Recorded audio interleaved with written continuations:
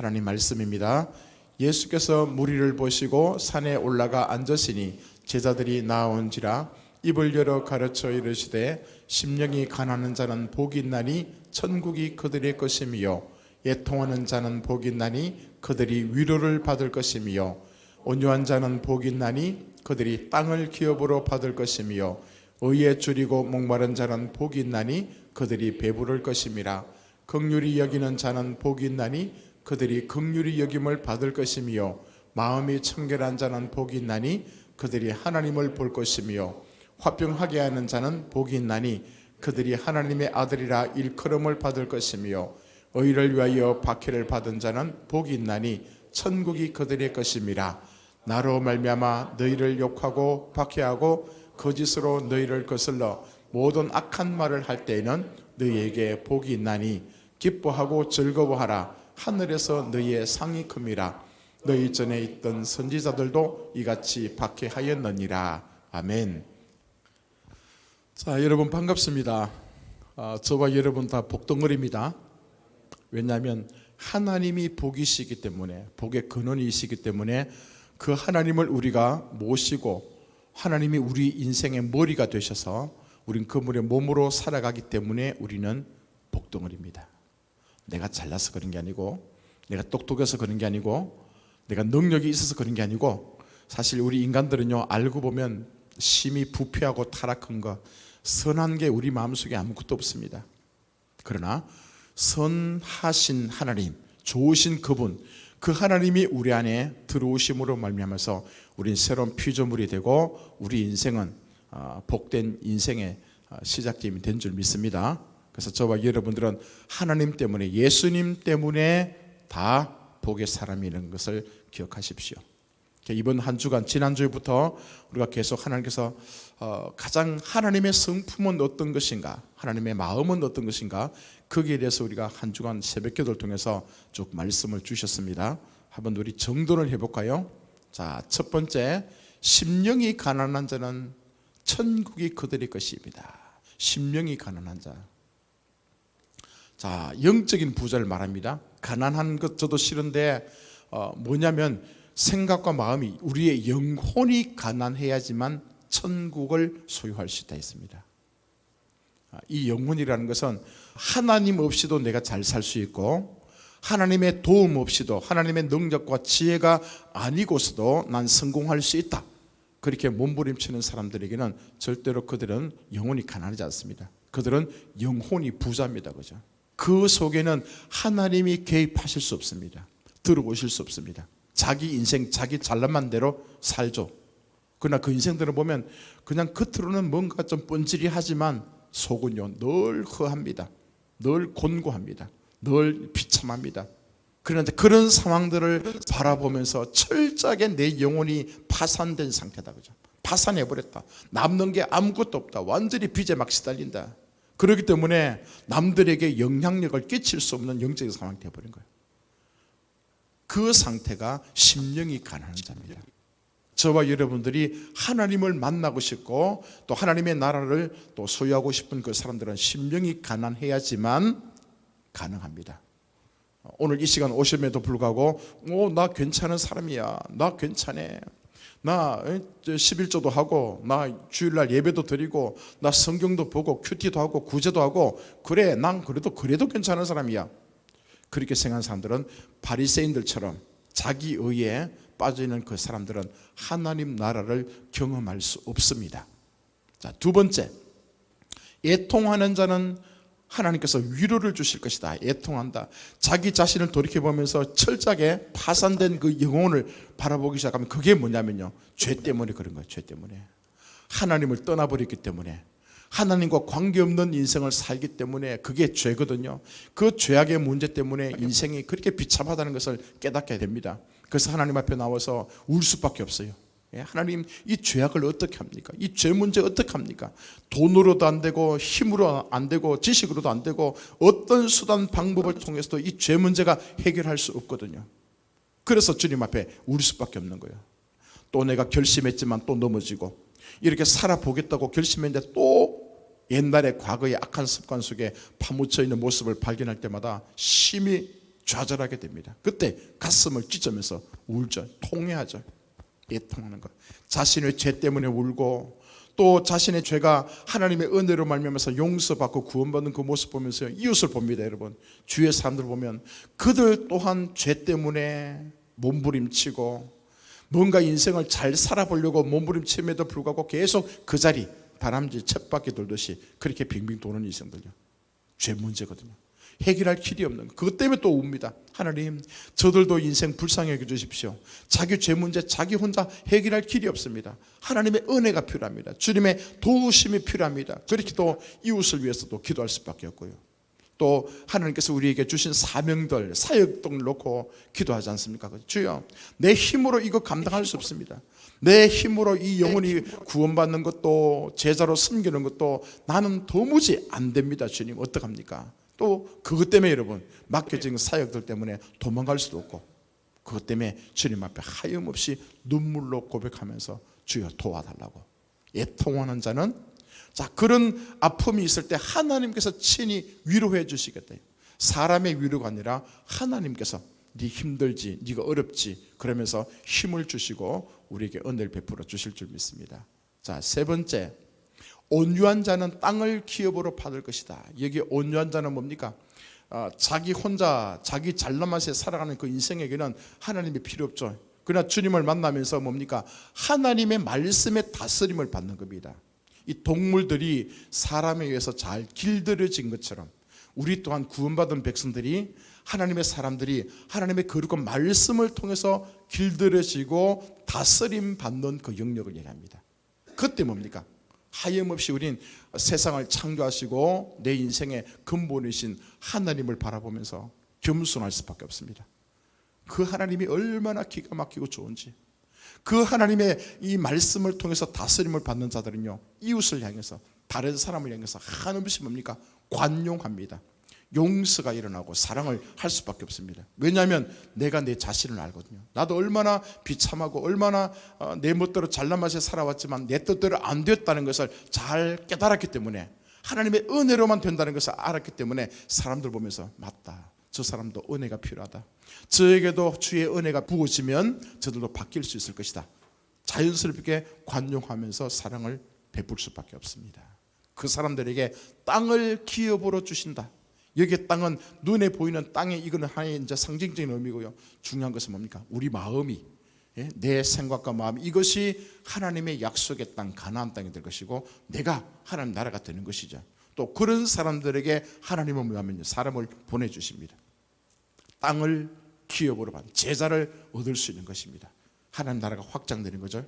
자, 네 번째, 자, 또 여기 이제 의에 줄이고 목마른 자는 복이 있다. 여기의 의는 뭐냐면 쉽게 얘기해서 예수님입니다. 하나님입니다. 하나님 자체, 예수님의 비전, 하나님의 비전, 생각, 마음, 성품을 담고 싶어 합니다. 내가 이제 하나님을 만나고 난 뒤에 돌이켜 보니까 진짜 나에게 소망이 없다는 것을 깨닫고 난 뒤에 점점 뭡니까? 내 인생의 초점은요, 주님께로 맞춰집니다. 와, 주여, 더 알기 원합니다. 주여, 더 보게 해 주십시오. 하나님 말씀을 더 또렷하게 들을 수 있도록 은총을 베풀어 달라고, 주님 닮고 싶어하는 그 마음들요, 사슴이 시냇물을 갈급한 것처럼, 그죠? 내 영혼이 주님 앞에 더 갈급한 마음으로 헐떡거리면서 주의 말씀을 들춰내고 주의 은혜가 나에게 부어지길 위해서 사모하는 마음으로 달려가는 거예요. 그때 주께서 뭐합니까? 배부르게 해주겠다. 그냥 단순하게 밥 먹고 있는데 배부르다, 그게 아니라 더 이상 내가 먹을 수 없을 정도로 내 영혼이 충만한 상태, 넘치는 상태. 그때 하는 고백이 이런 고백이요, 나 예수님 한 분만으로 충분합니다. 예수님 한 분이면 나 족합니다. 진짜 예수님 내 인생의 전부입니다. 예수님 내 삶의 가장 소중한 분이십니다. 예수님이 나의 힘이 되시고 요새가 되시고 방패가 되시고 나의 피난처가 되시고 내 인생은 예수님 안에 있습니다. 그런 고백을 할 수 있는 사람이 의에 줄이고 목마른 자입니다. 자, 그 다음 다섯 번째, 긍휼히 여기는 자는 긍휼히 여김을 받을 것이다. 자, 이 사람들은 긍휼히 여길 수 없습니다. 남에게 자비나 사랑을 할 수 없습니다. 이것은 뭐냐면 하나님께서만 우리에게 부어주시는 영역입니다. 그죠? 하나님께서 우리를 보시면서 죄악으로 말미암아 고통스러운 우리를 보면서 얼마나 답답해 하십니까? 돌아왔으면 좋겠는데 회개하고 회심하고 주께로 다시 돌아오면 구원을 받을 것이고 복된 인생을 살 수 있을 것인데 그렇지 못합니다. 죄 때문에. 자, 그래서 뭡니까? 예수님이 땅에 보내신 거예요. 보내셔가지고 한량없이 우리에게 사랑을 부어주십니다. 또 실수해도 또 부어주시고 또 넘어져도 또 기다려주시고 한량없는 그 주의 은혜가 부어지게 되면 우리가요 그 주님을 만나게 되고 주의 은혜로 말미암아 치유받게 됩니다. 내 수많은 상처, 수많은 아픔들이 그 예수님을 통해서 예수님을 만난 그 동시에 그게 정돈이 되고 치유가 되고 회복이 될 것입니다. 자, 그러고 난 뒤에 내가 치유가 되면 이제는 아직도 예수를 알지 못하는 사람들이 있지만 그들이 가서 긍휼을 베풀 수가 있습니다. 우린 중부자의 역할로 예수님처럼 그런 사역을 감당하는 사람으로 갈 수 있다는 그 얘기입니다. 자, 6번째, 마음이 청결한 자는 하나님을 볼 것이다. 마음이 청결한다. 뭐가 청결합니까? 더럽지 않은 거, 깨끗한 거, 순수한 거. 이 얘기는 뭐냐면 눈에 보이는 것이 아닙니다. 그죠? 우리의 생각과 이 마음의 동기, 내가 어떤 선한 일을 하더라도 선한 일을 하는 동기가 뭐냐? 내 이름 석자를 드러내기 위해서 하는 것이냐, 아니면 진짜 하나님께서 주시는 마음이고 주님을 사랑하는 마음으로 그런 일들 감당하는 것인가? 교회를 건축하고 선교를 하고 구제를 하고 하는 삶의 모든 행위들을 보면요, 가만히 보면 하나님을 한 분으로 모시고 그분을 왕으로 섬기고 그분의 음성에 반응해서 나아가는 경우가 있고, 또 어떤 경우에는 명분은 하나님의 영광을 위해서 하고 있지만 결국에는 자기 이속을 챙기기 위해서 그럴듯하게 포장해서 삶을 살아가는 그 모습입니다. 그래서 주님께서는 쉬운 예로, 자, 재물과 하나님 두 주인을 섬길 수 없다. 끊임없이 우리 마음속에 하나님보다 더 우상이 되고 하나님보다 더 사랑하는 것들이 그 위에 올라가 있으면 너희들이 하나님 볼 수 없다.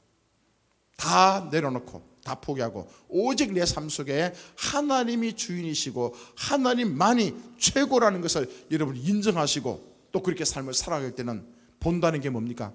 하나님의 음성을 들을 수 있는 거예요. 주님이 무슨 말씀을 하고 계신지, 하나님이 어떤 마음인지, 또 하나님께서 나를 통해서 무엇을 하길 원하시는지 이것을 깨닫게 되고 행하는 상태까지 가게 되는 것을 얘기하고 있습니다. 하나님을 본다는 얘기는 눈으로 보는 게 아닙니다. 왜냐? 그분은 볼 수 없습니다. 영이신 분이기 때문에, 말씀이기 때문에. 자, 그래서 하나님을 볼 수는 없지만 어느 순간 압니다. 주께서 말씀을 통해서 다가오시면요, 여러분 오늘 이 시간도 말씀을 들을 때에 와, 그거 맞네, 오, 내 죄가 맞네, 이것을 여러분 깨닫게 될 때 하나님을 만나는 겁니다. 여러분, 하나님 만나는 것이 하나님을 보는 것입니다. 귀에 말씀이 들리고 느끼게 되고 그 주의 말씀대로 돌이키고 주님과 함께 살아가는 그 모습이 하나님을 보는 모습이라는 겁니다. 자, 7번째, 화평하게 하는 자는 복이 있다. 하나님의 아들이라 일컬음 받게. 화평하게 한다. 피스메이커다. 그죠? 하나님과 우리 관계는 원수지간이었습니다. 죄를 가지고 죄를 품고 사단의 종이 되어버렸던 우리 인생들, 어둠의 나라에서 방황했던 우리들과 하나님은 빛이시고 하나님은 완벽하신 분인데 그분과 우리 사이는 원수지간이었다. 중간에 막힌 담이 있었다. 근데 예수님을 이 땅에 보내셔가지고 하나님과 우리 사이에 막힌 담을 허시기 위해서 십자가에 피 흘려 죽게 만드십니다. 그래서 예수님을 통해서 하나님과 우리 사이를 피스메이커로 만드신 겁니다. 그 사이를 하신 겁니다. 그래서 우리가 하나님의 자녀가 되고 하나님과 이제 원수가 아니라 하나가 되고 하나님의 존귀한 아들로 우리가 되었습니다. 아들이 되었습니다. 그렇다면 우리가 또 어떻게 살아갈 것인가? 삶의 목적은 우리 또한 세상 사람들이 아직도 하나님과 원수의 관계로 지내고는 그 사람들, 그들에게 적극적으로 개입해서 예수께서 행하신 그 중보의 역할을 우리를 통해서도요, 우리가 예수님을 소개하면서 너희들도 예수를 만나야지만 하나님의 아들이 될 수 있다, 하나님을 볼 수 있다, 진짜 복된 인생을 살아갈 수 있다라고 선포하고 그들을 주님께로 인도하는 역할, 그것이 피스메이커. 자, 오늘 마지막 8번째, 의를 위해서 박해를 받은 자는 천국이 그들의 것이다. 오늘 이 말씀을 통해서 할 건데, 결국에는 첫 번째, 두 번째, 8번까지 나눠서 얘기하지만 결국에는 전체를 따지면 하나님입니다. 하나님의 성품입니다. 하나님의 속성이기도 합니다. 그래서 우리가 예수를 믿고 살아가면서 제일 중요한 것은 하나님을 닮아가는 것입니다. 옛날에는 우리 세상 나라에 속해 있었거든요.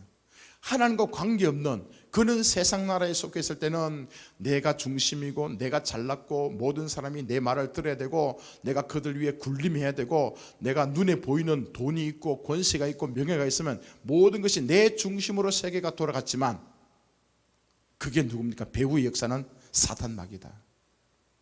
끊임없이 사단마귀는 그렇게 충동질합니다. 네가 최고다. 네 중심이다. 네 말 다 들어야 된다. 결국에는 그 사단의 쫄개 역할을 하며 살았죠. 그러니까 뭡니까? 마음에 평안도 없고 기쁨도 없고 감사도 없고 자기 뜻대로 안 되니까 계속 불평하고 원망하고, 자, 그런 인생들, 이게 애굽의 족속이고 이게 사단마귀의 백성으로 살아갔던 어둠의 나라였다. 그런데 예수님을 통해서 우린 하나님의 나라로 바뀌었다. 그러니까 어둠의 나라에서는 어둠의 나라의 법칙이 있고 하나님 나라는 하나님 나라의 법칙이 있습니다. 그 나라에, 하나님 나라에 오면은 생각이 달라야 돼, 여러분. 마음이 달라야 돼.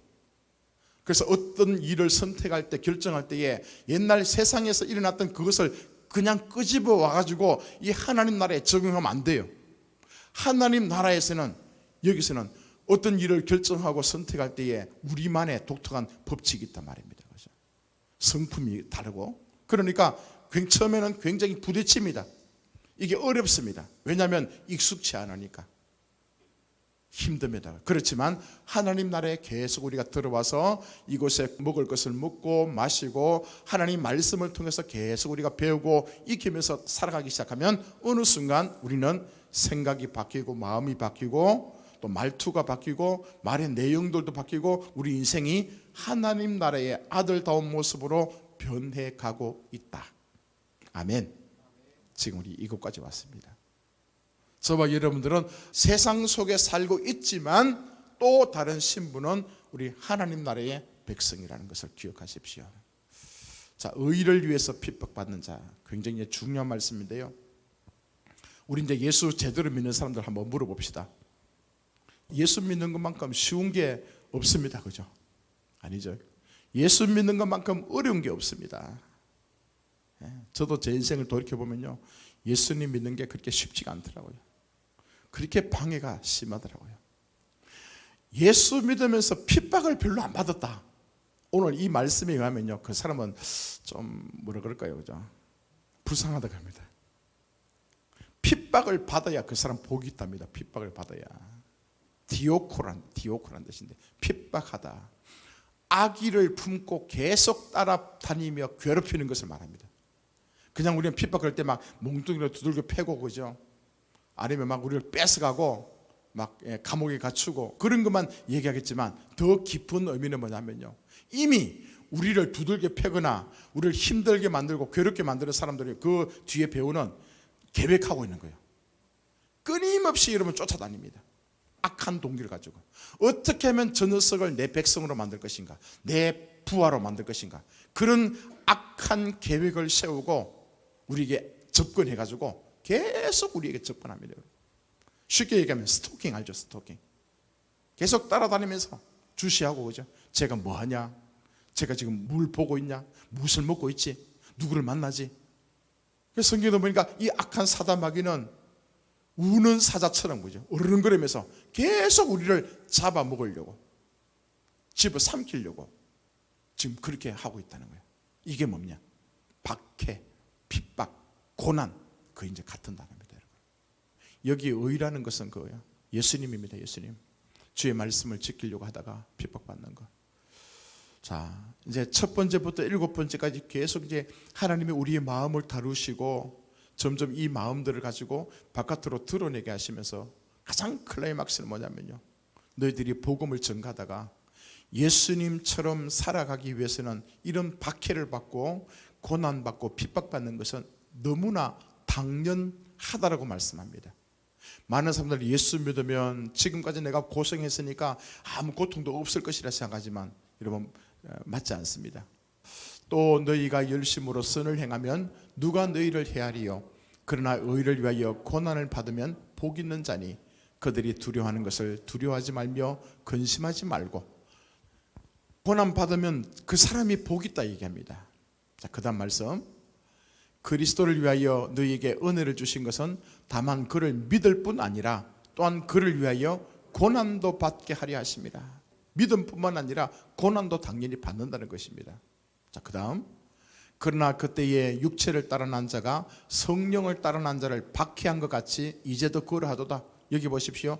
육체를 따라 난 자가 누굽니까? 그냥 세상의 자연인이죠.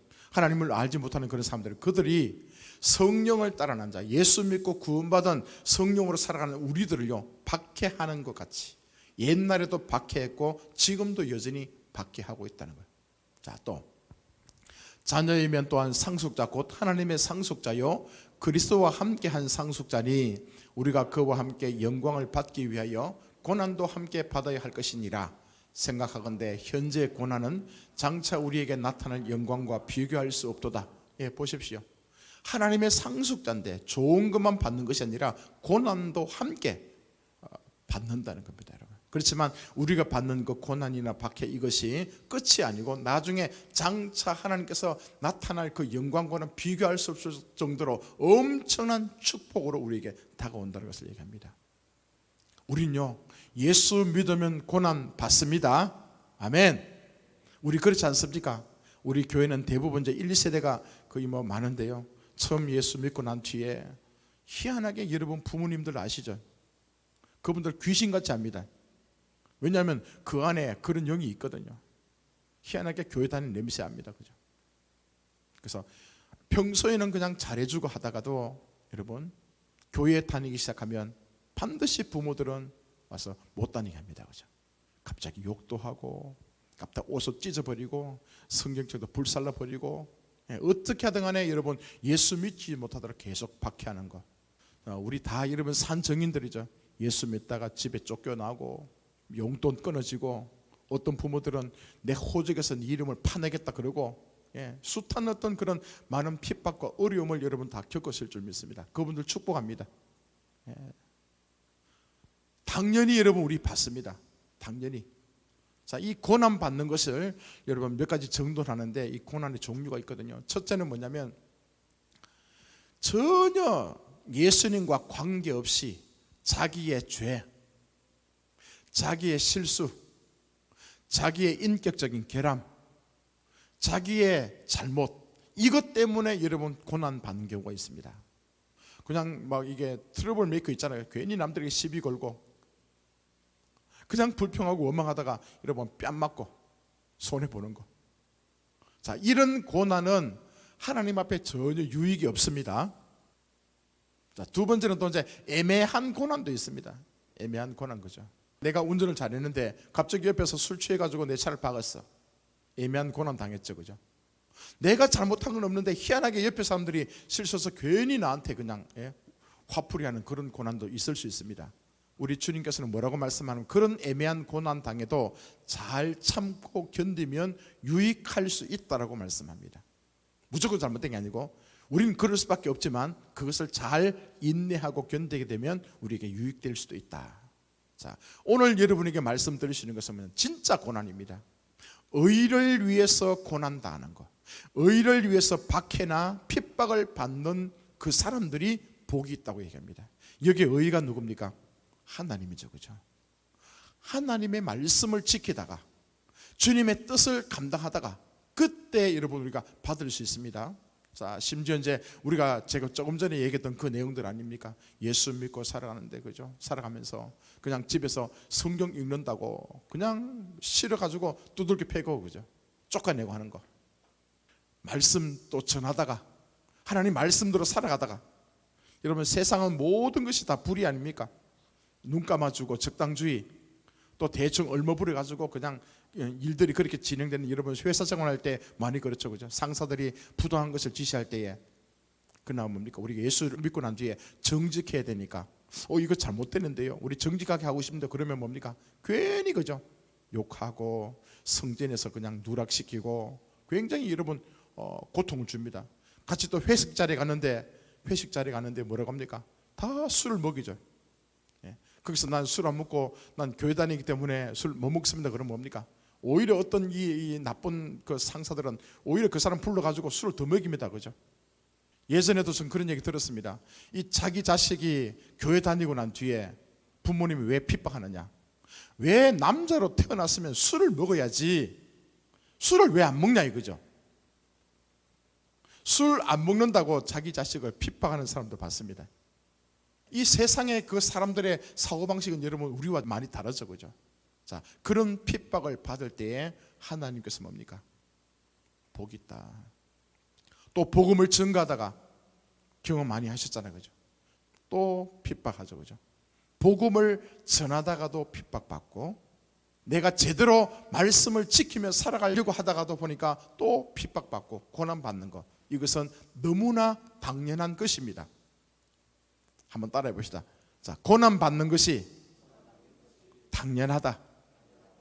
앞에 전제가 뭐냐면 의를 위해서, 예수님을 위해서, 예수님 때문에 고난받는 것은 당연합니다.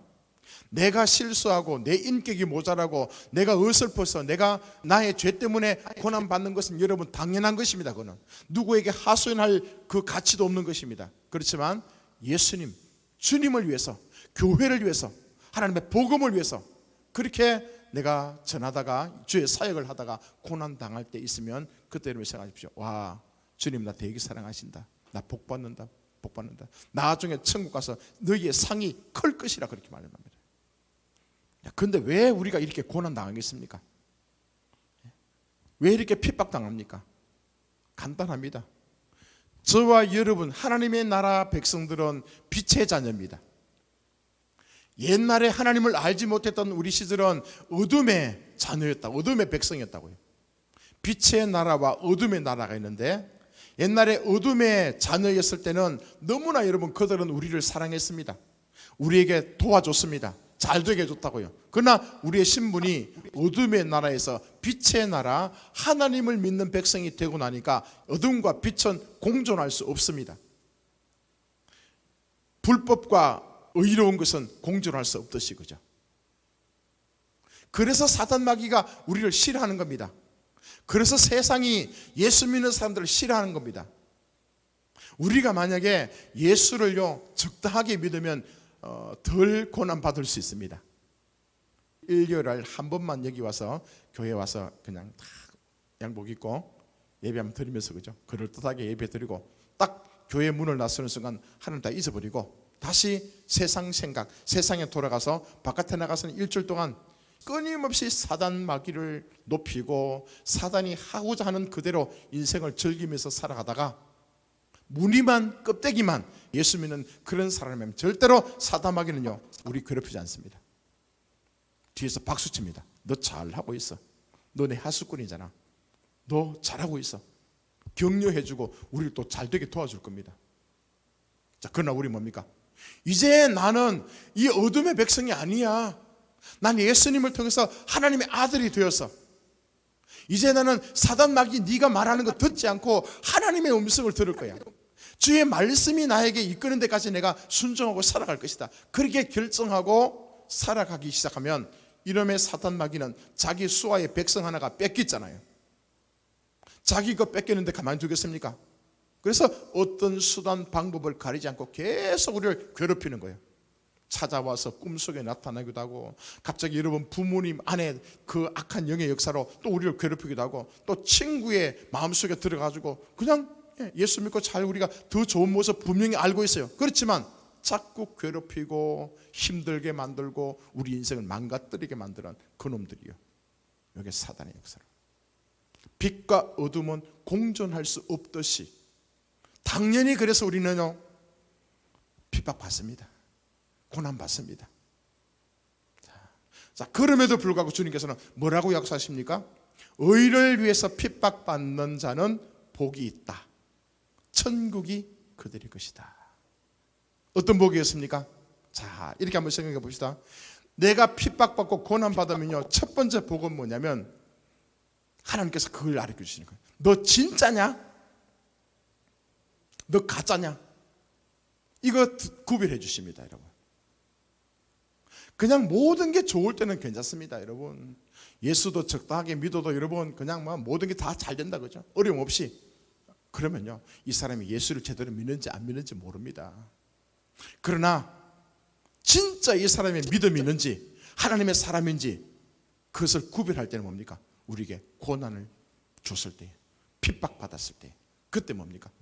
대부분 사람들은 사단 마귀가 얘기한 대로 다시 두 손 들고 거리 가버리고, 그러나 하나님의 진짜 백성들은 고난 당해도 핍박을 맞아도 진짜 어려움을 당해도 난 예수를 버리지 않고 내 아버지는 하나님이시다, 내 인생의 주관자는 하나님, 그분 맞다, 그분이 나의 머리가 되시고 그분이 내 삶의 전부니까 난 고난 당하고 힘들어도 그 주님을 떠나지 않고 살아가는 거, 이게 진짜와 가짜가 구별되는 겁니다. 그러니까 성경을 보면요, 참 재미있는 것을 발견했습니다. 예수님의 제자들 가운데에 누가 제일 마음이 아팠을까요? 이 베드로가 하나님의 수제자 아닙니까?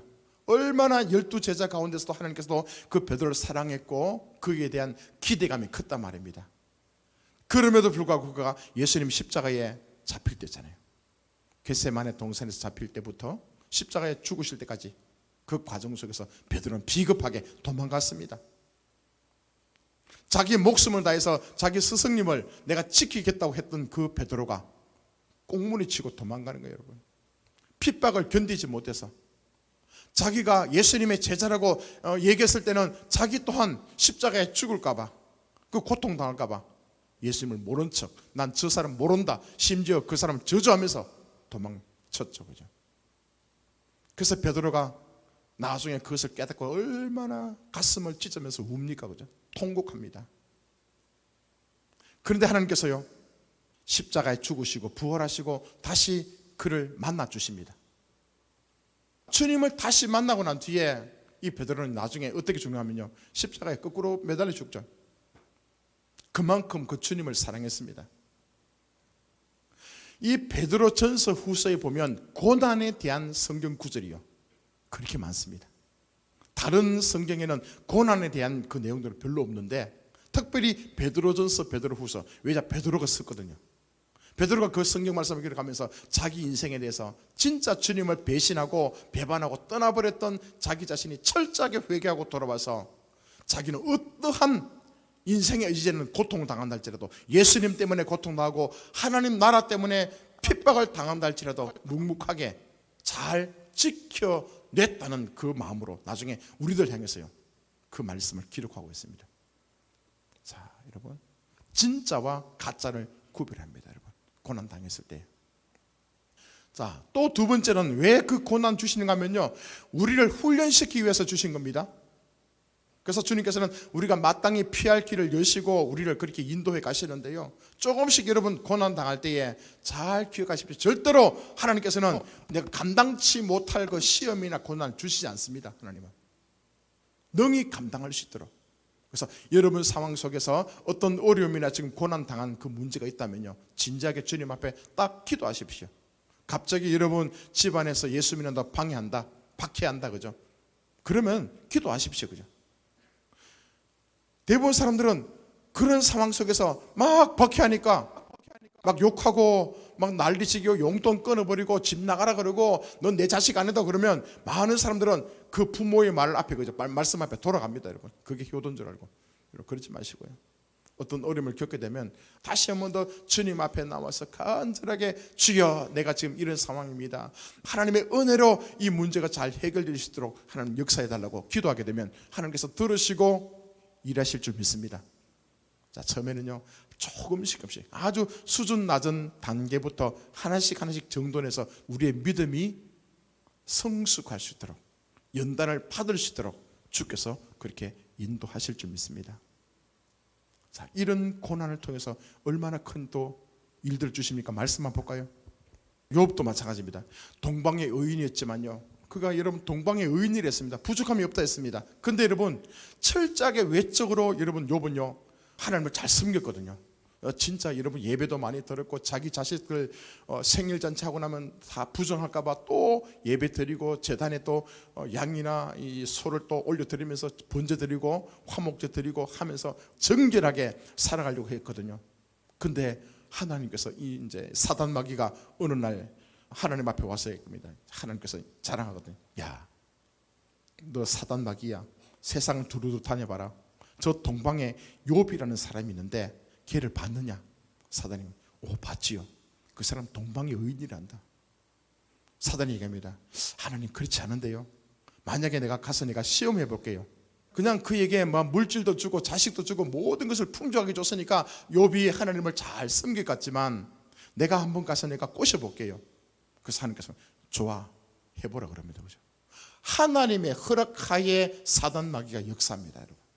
욥이 가지고 있던 거 하나씩 여러분 빼앗아 가지고 사단 마귀가 갑자기 재물 가지고 있던 소나 말이나 그죠, 이 양들 그죠, 첫째는 재산을 가져가고 또 그 다음에는 자녀들이 죽기 시작하고 심지어 마지막에는 자기 온몸에 욕창이 나가지고요, 이 기와장 가지고 꺾지 않으면 조금도 멈출 수 없는 그런 지경까지 사단 마귀가 여러분요 괴롭히는 거예요. 심지어 나중에 뭡니까, 이 막 자기 부인도 욥을 향해서 야 네가 믿는 하나님 믿고 죽어라 그러든지 그죠, 어디냐 그러고 막 비아냥거리기도 하고 욥이 얼마나 자존심 상했습니까? 자, 그럼에도 불구하고 나중에 이제 새 친구를 보내가지고 여러 가지 이제 서로 실랑이를 벌이다가 나중에 이제 욥이요 그 고통 속에서 하나님을 만납니다. 지금까지는 내가 귀로만 하나님이 어떤 분이라는 것을 내가 알았는데 자기가 그 숱한 고난의 과정을 통해서 이제 내가 하나님을 봤다라고 이렇게 나중에 얘기합니다. 그 가운데 이렇게 얘기합니다. 자기 인생의 고백을요. 그러나 내가 가는 길을 그가 아시나니 그가 나를 단련하신 후에는 내가 순금같이 되어 나오리라. 이 욥의 인생을 얼마나 하나님께서요 다루시는 거예요. 이 고난을 통해서. 그런 숱한 아픔과 고통의 그 과정을 용광로에 집어넣어가지고 완전히 불순물을 빼버리고 그냥 껍데기 다 여러분 제거시키고 진짜 속사람이 하나님이 세상에 참 맞다, 하나님께서 진짜다, 그 하나님이 복을 가지고 계시고 그 주님 앞에 여러분 온전한 모습으로 서게 될 때에 나중에 욥에게는요 많은 축복들이 더해지게 되죠. 여러분 순금같이 나온다는 거예요. 여러분. 자, 또 다른 말씀 볼까요? 고난 당하기 전에는 내가 그릇 행하였더니 이제는 주의 말씀을 지키나이다. 옛날에 내가 고난이 없을 때는 내 멋대로 살았다는 거예요. 예수 믿는 척만 하고 내가 좋은 것만 하고 주께서 말씀하실 때 하기 싫은 거 내가 귀찮은 거는 그냥 모른 척했단 말입니다. 그렇지만 그럴 때마다 하나님은 나를 훈련시키기 위해서 고난 주십니다. 네가 돈 때문에 목숨 거느냐, 돈을 가지고 여러분 치시고요. 사람이 그렇게 좋냐, 사람을 끊어버리고요. 나를 잘 알고 계시기 때문에 그분 그런 것들 통해서 여러분 때로는 고통과 고난 주셔가지고 내가 뭡니까? 하나님 앞에 제대로 세워지기 위해서. 옛날에는 그릇 행했지만 이제 고난 당하고 나니까 이제 주님의 말씀대로 살겠다고 나가는 그 모습이에요. 자, 또 말씀 봅시다. 고난 당한 것이 내게 유익이라 이로 말미암아 내가 주의 율례들을 배우게 되었나이다. 예. 고난을 겪었기 때문에 당하고 있기 때문에 당하는 그 과정을 통해서 하나님의 말씀을 내가 배웠다는 것, 하나님을 배우게 되었다는 것을 고백하고 있지 않습니까? 그래서 자기 인생 가운데 고난이 내게 큰 유익이었다. 만약에 내 인생 가운데 고난이 하나도 없었다면 지금 자기가 아닌 거죠. 저도 그 생각 들더라고요. 그 이제 인생을 한 번씩 돌이켜 보자는 거죠. 제가 만약에 제주도 와서 개척 안 했다면 개척할 때에 아무것도 없는 거예요, 여러분. 그래서 주님 앞에 무릎 꿇고 하루에 그때 8시간씩 예배 드리고요. 저 우리 정년이 희원이 이수도 꼬맹이들 데리고 있잖아요. 기도밖에 안 했잖아요. 기도. 예배밖에 안 드렸잖아요. 그죠? 제가 가지고 있는 그 응급비 넣어놨는 거 그거 다 찾아가지고 우리 생활비 썼다 아닙니까? 다 쓰고 먹을 게 없어가 당근 주스 먹고 감자 주스 먹고 여러분 그런 고난의 과정. 만약에 그런 상황 속에서도 여러분 제가 육지에다가 손을 내밀어가지고 내 우리 교회 개척했으니까 도와달라 도움을 받았으면 그런 고난이 없을 수 있었겠죠. 그죠? 그러면요 오늘의 제 모습이 없어질 것 같아요. 그렇게 남들이 봤을 때는 처절하게 그죠? 내 땅에 떨어뜨려 갖고 자존심 깔아뭉개고 진짜 여러분 사람을 만날 수 없고 그런 고통 속에 여러분 울고 불고 하나님 앞에 여러분 매달리기 시작한 거예요. 그러니까 하나님을 만났지 않습니까? 그 엄청난 복을 제가 누렸거든요.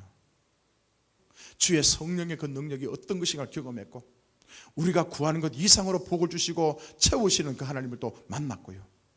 그래서 지금 제가 여러분 앞에도 당당하게 서서 예수가 전부라고, 예수가 진짜라고 고백할 수 있는 이유 아니겠습니까?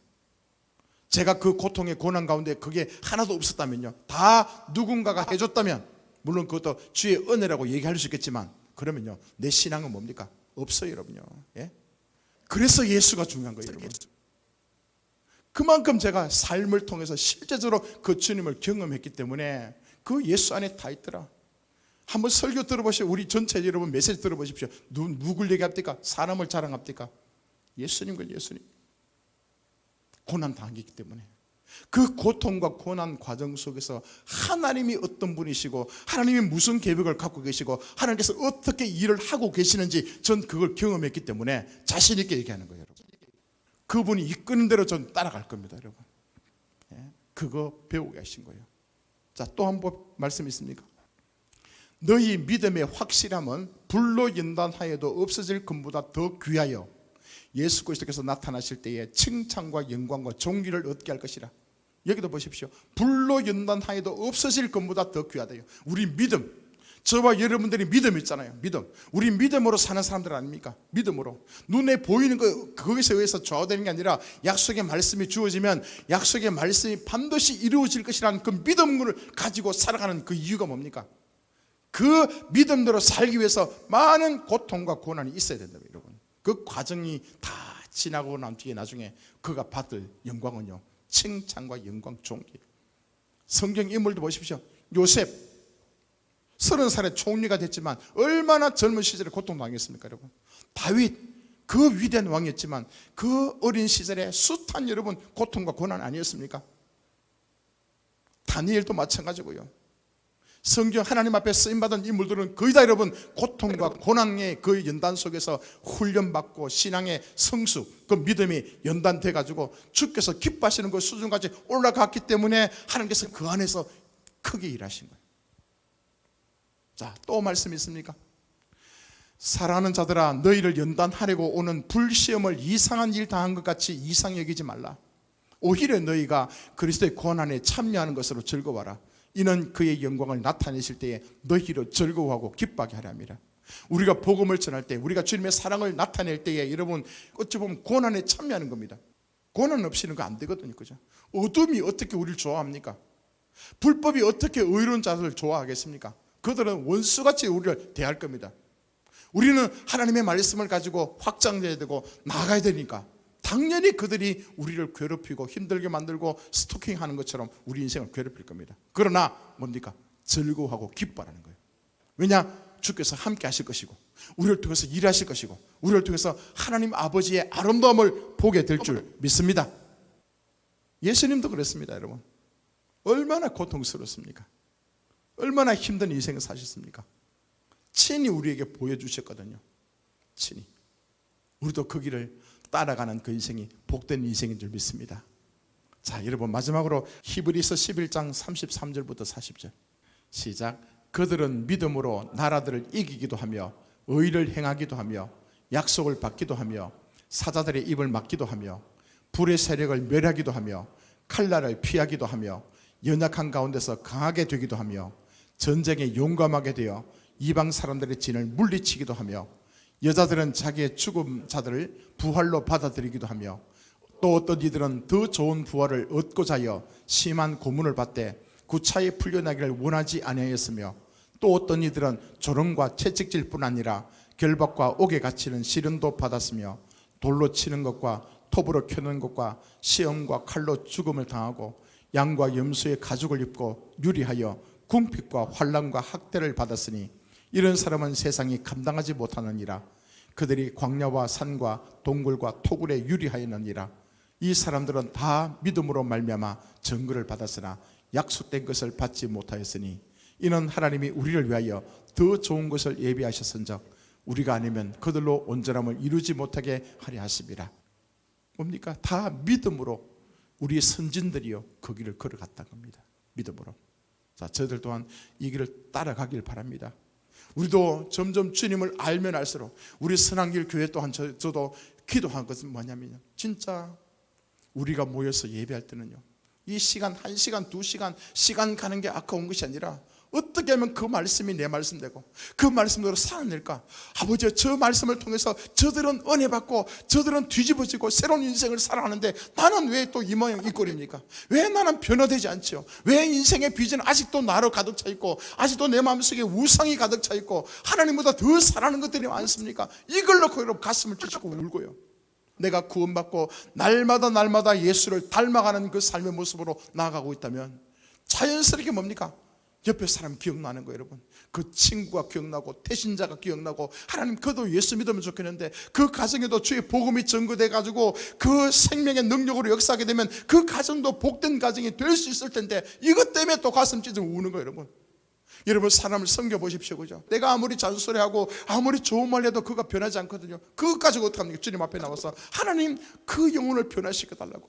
그가 그 죄악에서 끊고 새로운 삶을 살기 원하는데 자기 힘으로 절대로 안 됩니다. 하나님 도와주십시오. 주의 은혜가 부어져야 됩니다. 생수의 강이 그 심령 가운데 임하기를 소원합니다. 하나님 역사해 주십시오. 과거에도 역사했고 성경 가운데도 역사했고 초대교회 가운데도 하나님의 권능이 임했는데 지금 이 시대는 모든 게 다 좋아졌지만 하나님 능력이 없습니다.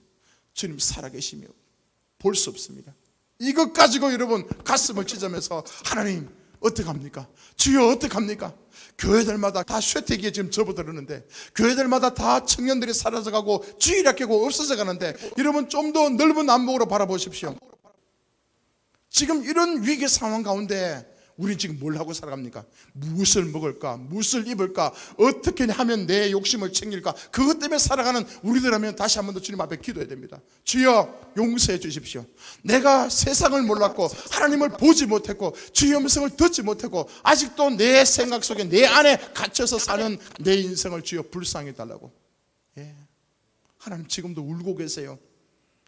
그래서 우리 청년들은 적당하게 살면 안 돼요, 여러분. 타협하지 마십시오, 여러분. 세상과 타협하는 거 여러분 아무것도 없더라고요. 예수 앞에 다시 한 번 더 올인하는 것이 뭐냐, 예수가 내 인생의 전부라는 것이 어떤 것인가, 그것을 경험했으면 좋겠습니다. 그 주님을 만나고 맛을 봐야지만 다른 것들이 들어오면 이건 쓰네, 이건 잡동 쓰레기다, 이건 먹어도 가치가 없다, 이건 먹으면 독이다, 그게 분별되지 않겠습니까? 예수를 만나지 못했는데, 아버지 음성을 듣지 못했는데, 그 주의 사랑이 얼마나 기가 막히고 좋은 것을 내가 한 번도 보지 못했는데 이거 어떡합니까, 여러분? 이거 어떡합니까, 여러분? 진짜 하나님을 알고 그 주님을 두려워하고 그 주께서 맡긴 사역을 충성스럽게 감당할 수 있는 그런 사람들이요. 얼마나 우리 교회 가운데 지금 이 8가지 복의 말씀을 주시면서 우리가 하나님의 성품을 어떻게 만들어 가야 될 것인가, 이 얼마나 기가 막힌 내용입니까, 여러분? 이제 이 말씀을 주셨으니까 우린 그렇게 지금 되고 있거든요. 할렐루야. 되고 있습니다. 여러분 힘내십시오. 놀란 일들이 일어날 겁니다. 절대로 여러분 예수 믿고 난 뒤에 후회하는 그런 일들이 없을 것입니다. 그래서 그 주님을 더 사모하시고 하나님 말씀 앞에 더 진지하게 나아가시고 주의 음성을 매 순간 들으면서 그분의 기쁨이 되는 저와 여러분 되기를 바랍니다. 아버지 그 마음이 우리 가운데 부어지기를 바랍니다.